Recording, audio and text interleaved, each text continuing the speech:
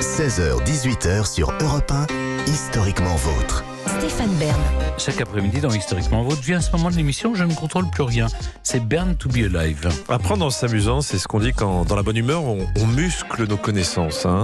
Dans ce quiz, on va apprendre plein de choses qu'on aura oubliées dans 30 minutes. Quant à la bonne humeur, généralement, ça va concerner soit Stéphane, soit Clémentine, c'est-à-dire le gagnant du jour, on verra bien. Pour l'instant, jour. Et on commence comme d'habitude avec une question pour Stéphane. J'aimerais commencer dans la joie et la bonne humeur. Le 24 août 1572, c'est l'assassinat de l'amiral de Coligny. De Coligny, oui. Cela marquera le début du massacre de la Saint-Barthélemy. Oui. Sa dépouille sera exposée au gibet de Montfaucon, une gigantesque potence. Puis son cadavre sera brûlé, puis on n'attendra pas qu'il se consume, il sera de nouveau exposé au gigantesque gibet avant qu'il soit consumé totalement. Vrai ou faux ? Oui, c'est vrai. Il y a eu plusieurs... Non, est-ce que vous confondez peut-être avec le Concini, non ? Parce que moi, je ne me souviens pas que la dépouille de Coligny ait été aussi maltraitée. Ça me paraît curieux, ça. Bon, il a été défenestré, il oui. a été défenestré, ensuite pendu... Mais quand ? Le lendemain de la... Mais a-t-il été brûlé ? Non, moi, tout ça ne me dit rien du tout. Tout ça ne me dit rien du tout. Non, finalement, vous changez d'avis ? Oui. C'est Concini qui a été brûlé sur le Donc vous dites faux ? Faux. Allez, on vérifie ça. Vous avez gagné. Puisqu'on même on dit que sa tête avait été conservée. Donc Oui. De toute façon, oui, il a eu un joli programme. Il est poignardé dans son lit. Oui. On le décapita, le jeta par la fenêtre. Voilà. Pendant 3 jours, les enfants de Paris jouèrent avec sa dépouille. Exactement. Il fut question de le jeter dans la Seine, mais finalement, on a suspendu son corps au gibet de Montfaucon. C'est un homme exceptionnel, vraiment. Et un protestant comme... C'est pour ça. Une minute de silence pour Gaspard de Coligny. À vous, Clémentine, maintenant. Restons au XVIe siècle. La Michelade. Voilà un doux nom. C'est pourtant celui d'un massacre qui oppose encore une fois les catholiques et les protestants. 80 catholiques sont égorgés puis jetés dans un puits. Ah écoutez, c'est un prêté pour un rendu. Pas toi ni moi, jeter un cadavre dans un puits se disait Michelade, d'où le nom. Vrai ou faux ? Écoutez, je ne connais pas parfaitement bien le patois ni moi. Ah bon ? Oui, c'est une de mes lacunes majeures. Il y en a peu, mais... Il y en a quelques autres. Eh bien, je dirais une michelade. Une michelade, est-ce que c'est pas plutôt un plat régional ? Non, pourquoi pas ? Écoutez, je n'en ai aucune idée. Faire une michelade, oui, pourquoi pas ? C'est vrai. Ah oui. C'est vrai, elle a confiance en elle et j'aime ça. J'aime cette sûreté dans la réponse. On va vérifier quand même. Vous avez Je vous ai dit que je n'avais jamais entendu parler de ça. Donc vous auriez dû... Oui. Vous auriez dû jouer la prudence. Si ce massacre était surnommé ainsi, en fait, c'est parce qu'il a été commis un 29 septembre. La et le 29 Saint-Michel. septembre, c'est la Saint-Michel. Oui, mais c'est ça, c'est une fois de plus vos questions à Voilà. double cliquet. De toute façon, Donc c'est vrai, il y a bien eu un massacre qui s'appelait la Michelade. J'ai On bien est compris d'accord. le principe, c'est-à-dire que quand vous répondez mal, la question est défaillante, c'est ça ?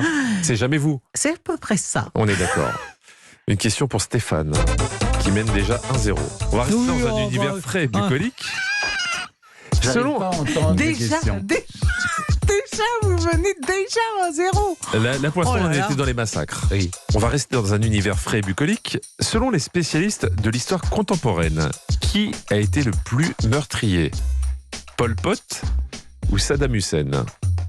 Ah, C'est une thématique. A priori, je dirais Pol Pot, mais... parce que les malfaisances et les assassinats de Saddam Hussein nous sont moins connus, je pense tout simplement. Est-ce qu'on a pu les estimer quand même ? Il y en a beaucoup. Tout ce que je peux vous dire, c'est qu'il y en a beaucoup. Pol Pot, c'est plus d'1 million de morts, non, me semble-t-il.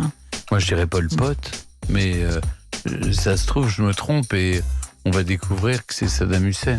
Mais on connaît mal les Je ne peux pas vous donner la réponse, mais ils sont proches l'un de l'autre. C'est pour vous situer quand même le niveau des deux personnages. Alors, Pol Pot, quand même. Pol Pot, pour Stéphane, on vérifie.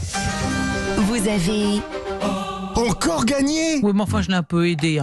Moi, vous me parlez du massacre des catholiques. Comment voulez-vous que je m'intéresse à ça ? Moi, je m'intéresse au massacre des Mais protestants. alors, attendez, parce que je pensais que Pol Pot en avait tué beaucoup plus que Saddam Hussein. Pas tant que ça, malheureusement. Enfin, c'est beaucoup trop de toute façon, mais c'est 2,5 millions de morts pour Pol Pot et 2 millions pour Saddam Hussein. Ah oui. Non. 2 millions. Mais ça, on Alors ça, c'est n'imaginait pas juste, parce que pourquoi les massacres Saddam Hussein sont-ils beaucoup moins connus que Pol Pot, alors que c'était Et une Staline, ordure d'après du même.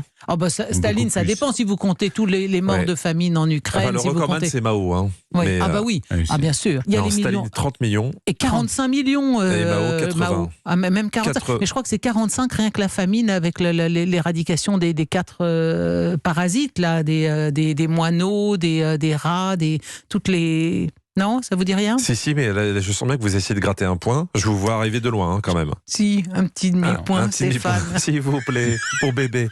Allez. Non.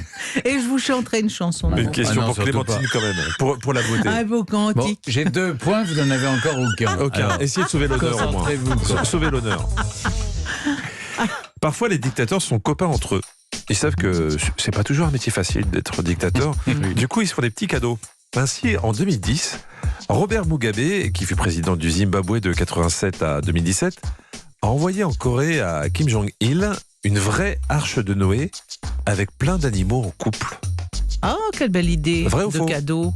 Alors, pourquoi est-ce qu'un souverain africain qui n'a rien à voir avec la religion chrétienne aurait envoyé à Kim Jong-il, qui lui non plus n'a rien à voir non plus, une arche de Noé?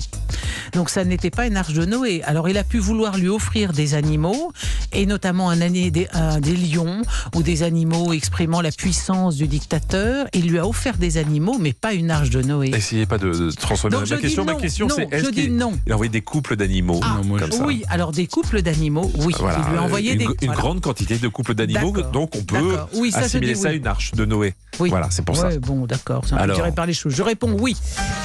Vous avez gagné. Je sais plus comment vous tendre la main, parce que vous étiez dans le ravin, et là je Mais vous ai pas sorti. du tout. Mais si. Mais pas du Elle tout. était à la ramasse. On est Mais d'accord. mais arrêtez oh.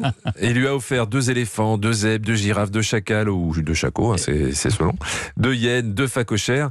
Les associations de défense des animaux ont eu beau protester, car c'était mettre la santé des animaux en danger. Bah oui, il y a Le rien. transfert a été fait, et depuis, On n'a aucune nouvelle. aucune nouvelle. Ils ont été mangés par la population parce que. En tout cas, pas une carte postale, rien. Ouais, non mais Ah attends, oui, il n'y a ils ont dû rien à être manger. boulotés. Ils ont été rien à boulotés. manger, enfin, à part pour le dictateur. Exact.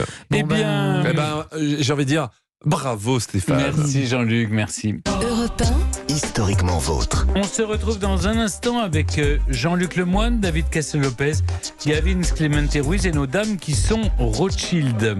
Après les infos, je vous raconte la baronne Noémie de Rothschild à l'origine d'une célèbre station de ski. Oui. Et vous, Jean-Luc, vous allez nous raconter une Rothschild qu'il est devenu plus récemment. Oui, Nikki Hilton.